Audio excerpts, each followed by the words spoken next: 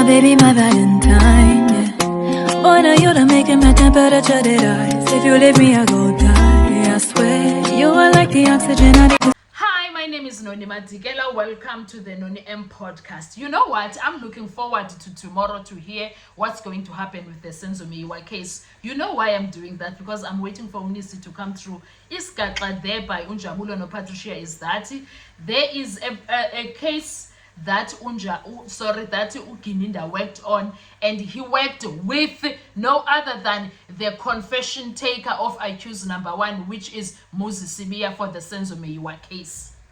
There is a confession that was taken by Umboto for Ugininda back in I think it's a 2013 case, 2013-2014, from Uchabalala or Eco accused yake. But I'm gonna put a clip where you are going to be able to listen and hear those names correctly. But guys, didn't Gininda say that he doesn't know Mboto? Didn't he say that in the Senzo Meyiwa case? He said he doesn't know him. It was their first time working together.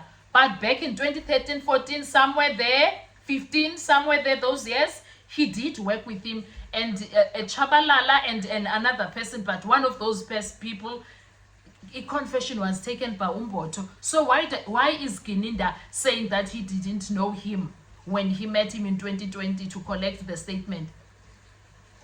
That's another skaqakesan. I wonder what does that mean for Gininda's credibility, which in our eyes very much questionable, but the judge is someone else, so we don't know. But hey,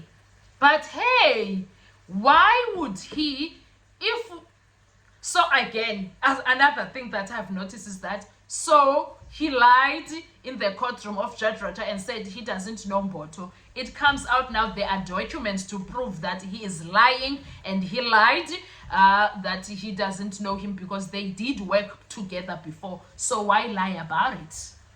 Why lie about it? It's a question. It's an ask. Nonetheless, the other thing that I found it interesting is that, guess who else has been working with Ugininda? Mukhola no Mukhane.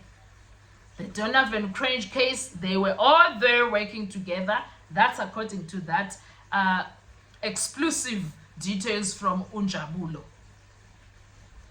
Kuninzi guys, kuninzi mna andiyazi sizayithini nalento, but ke zinjalo izinto. Make sijonge ke sanba uthini Unjabulo. Check out i-commentary yakhe on Patricia's channel, and currently I do have a clip that I'm going to put. If you are looking for more, you go to Patricia's channel. It's The Real Mastermind at Patricia Mashale. Then you will get all the juicy details there. All right.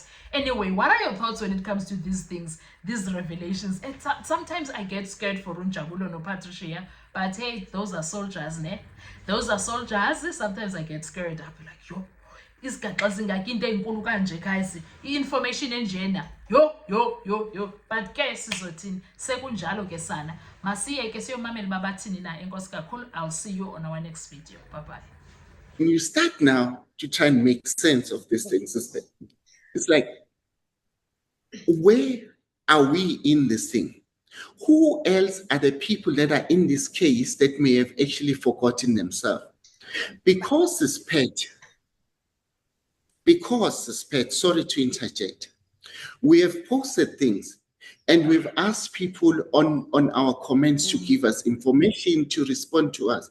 Then another person's perspective come back to us and says, no, guys. Brigadier Gininda also has been involved in other cases that relates to taxi violence. And we may have heard him testifying that he doesn't know the peace officer, which is Mboto. Now, Mboto is a peace officer that took the confession from accused number one, which is Moses Sibiya.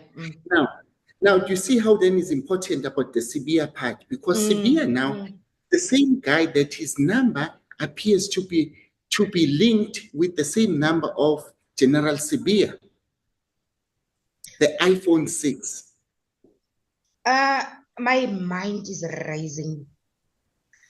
Does it mean there might be a possibility of another case of trumped up charges against the general because he went on Netflix documentary and said, when I arrived at the crime scene, it was tempted.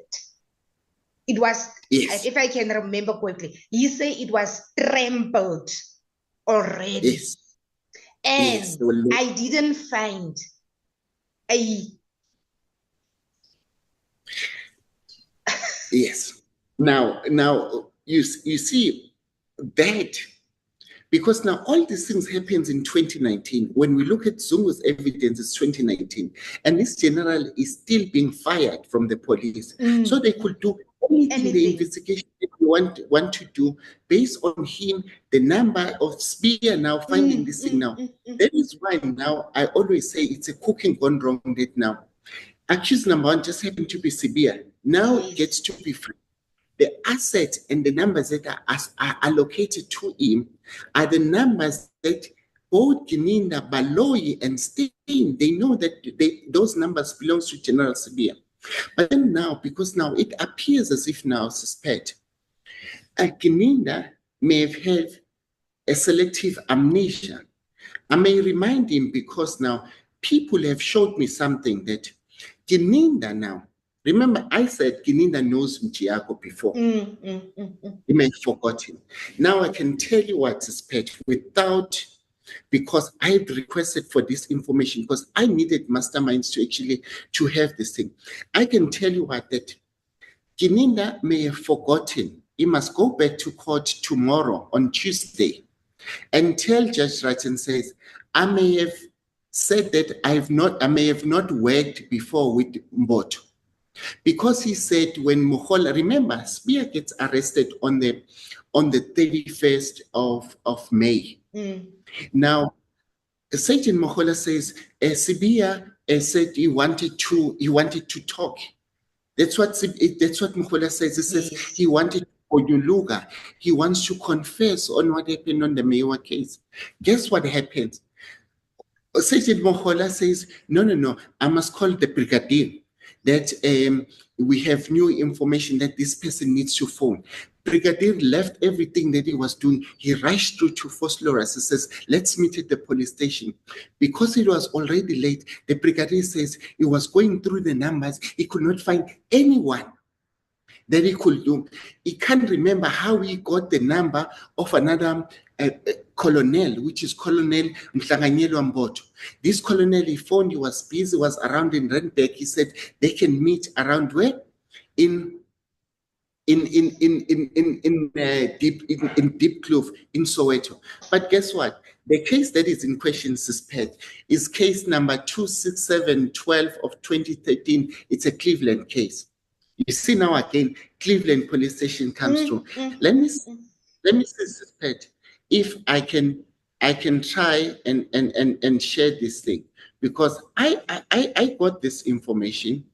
The minute when I got this information, I wanted to actually say, oh my goodness, what did I do? Yeah, oh Lord. Suspect, I think I may have done something here. I can. Okay. Yes, I think I've tried to share with my details in there. Are we gonna be able to hide that information? We can blur it out. We can try and blur it out. Yes. So so what I'm gonna do is let me try again to see if I can share. Let me open the document. I'm gonna go back to my screen. I'm gonna try and share. Let's just try and share that. Here you go. Now, Pat, can you see my screen? I can see your screen, yes. Yes, this is the confession on a particular person. This is a Shabalala guy. But then you see, this is the person now. It's Warrant Officer Mboto. Colonel Mboto that took the confession. And he took the confession of Hlengani. Shabalala. Yes, but then now this is what quite is interesting about this Hlengani Shabalala. Hlengani Shabalala's pet. Remember, we said we're joining the dot. Rona van Kruger, Zimbabwe rendition, and all these actors. Hlengani Shabalala is one of the taxi people. Guess who was his co-accused then? Was a guy by Mia, surname Mia, who happened to be co-accused on the Rona van Kruger with Saddam and them. Survive, I'll be honest. Your loving, they don't